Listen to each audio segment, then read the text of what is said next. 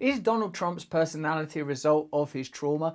A new book by his niece, Mary Trump. Isn't that ridiculous that there's people going through life called Mary Trump? That it's not just Donald Trump and them other little Trumps that are around the house. There's other just Trumps living their life and that are against it.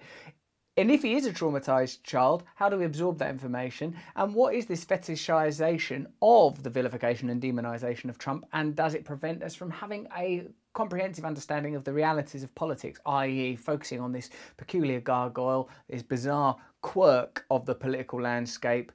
Does it prevent us from having a realistic perspective on the entrenched and systemic problems that are in politics? Let's have a look. Much awaited tell-all book from President Trump's niece, Mary Trump. That newscaster's got a cold, indifferent attitude to it. A much awaited book from Mary Trump. I've been working on CNN for a while now, and I've had to convey so much meaningless information I can barely be bothered to move my face. The Trump family had sued to stop the publication. Well, now CNN has seen a copy. Let me bring in CNN's Sarah Murray. Sarah. Oh, Sarah Murray is a different prospect altogether. She's beaming with the light of the Lord.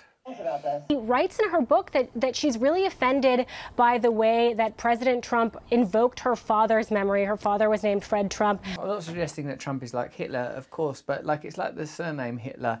Like if you imagine Hitler after other words, it's like, you know, David Hitler, Paul, Carol and Kath Hitler are all coming over. It sounds sort of absurd. I suppose it's because he's, as a figure and as literally sort of epitomised by his own name, has become untethered from reality. He's such an absurd figure, although, as you know, I sometimes rather enjoy watching him talking and doing his speeches. What I think is interesting, I spoke, or actually just emailed with the brilliant Dr. Gabor Mate about this, who said, of course he's traumatised.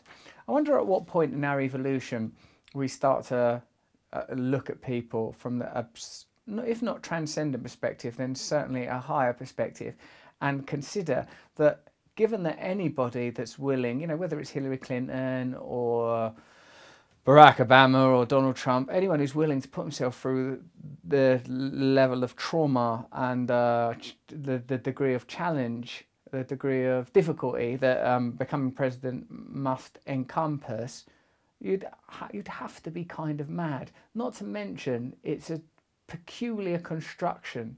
Like, why would we... You look how often you change your phone. Why would you not think that systems of government have to evolve? Not just to reflect attitudes of a changing, evolving populace, but to reflect technology, to reflect the power of capitalism and monopolising, globalising forces. Why would you leave things the same? It's ridiculous. Well, you'd leave it the same if it being this way worked for you, regardless of which political party or demagogic figure was at the forefront. That's the only reason, and that, therefore, is the reason. That's the reason. In a sense, Trump is a distraction, Kanye is a distraction, all bipartisan quarrelling is a distraction, all of this stuff.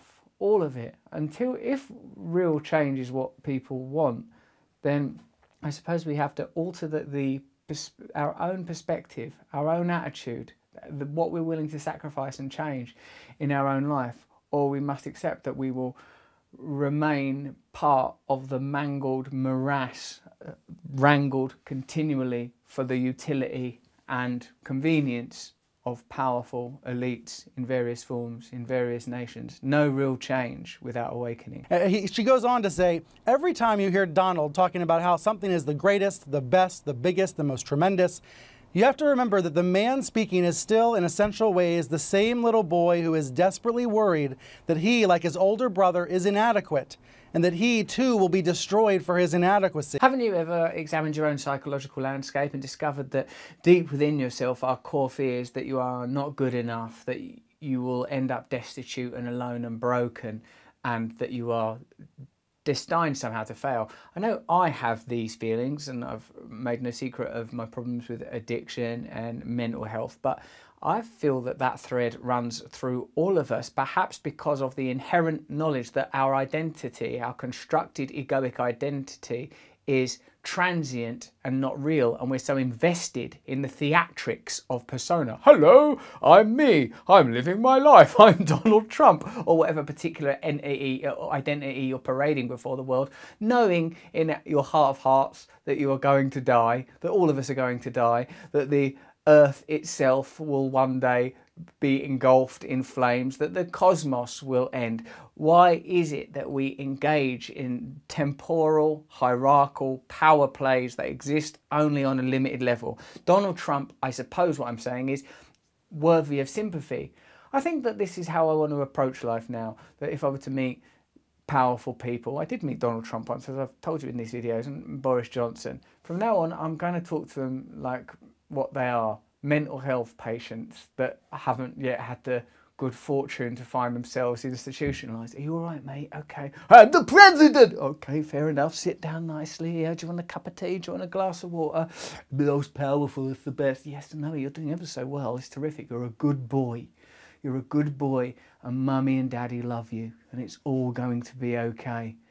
Perhaps then we will reach through the facade of discomfort, pain and torture that, in my opinion, not only Donald Trump but most public figures to some degree present. Are not all of us, to a degree, trying to resolve the drama of our early trauma through presenting personae that are not integrally connected to who we are? That's why I've started to dress like Darth Vader at home, on a quest to embrace my own dark patriarch, that it may not be out there in shadow form doing damage.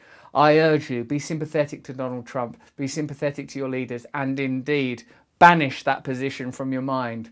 We are now leaderless, we are now fully autonomous, we are now free. If you want real change, then where else would it begin but in your own consciousness? If it doesn't happen there, it doesn't matter what happens external to it.